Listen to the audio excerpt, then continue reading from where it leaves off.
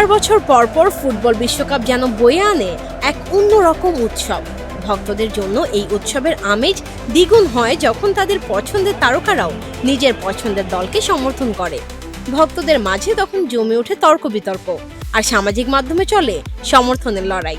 চলুন জেনে নেই এবারের ফুটবল বিশ্বকাপে বাংলাদেশের তারকাদের মাঝে কোন দল এগিয়ে রয়েছে। দেশের সবচেয়ে জনপ্রিয় তারকাদের একজন শাকিব খান, কিন্তু বিশ্বকাপ এলেই নিজের সমর্থন নিয়ে রহস্য তৈরি করেন তিনি। অতীতে তাকালে দেখা যায় শাকিব খানের 2014 সালের বক্তব্যে ব্রাজিল, 2018 সালের বক্তব্যে আর্জেন্টিনা, 2022 সালের বক্তব্যে কিছুটা রহস্য ছিল। সে রহস্য রয়েছে এখনো। তাই 2026 সালের বিশ্বকাপে তার সমর্থন কোন দলের দিকে সেটা এখনো ভক্তদের অজানা। হিউস্টনে রকিং টেস্টি, সীমানা ছাড়াও নিজেকে হারাও। বর্তমান প্রজন্মের জনপ্রিয় অভিনেতা সিয়াম আহমেদের পছন্দের দল স্পেন। স্প্যানিশ ফুটবলের নিখুঁত পাসিং, বল নিয়ন্ত্রণ আর নান্দনিক খেলার ধরনই তাকে মুগ্ধ করে।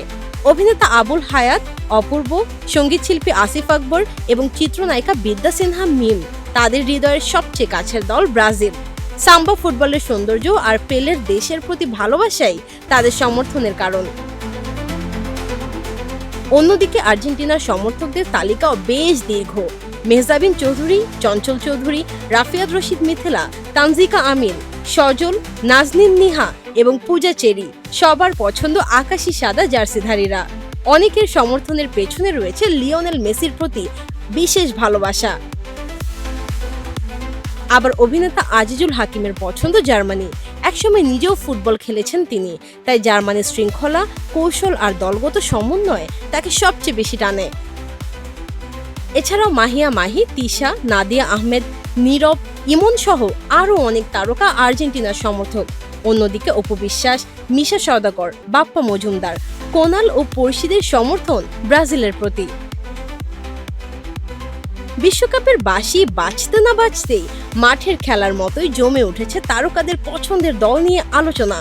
আপনার প্রিয় দল কোনটি? ব্রাজিল নাকি আর্জেন্টিনা নাকি অন্য কোনো দল? কমেন্টে জানান।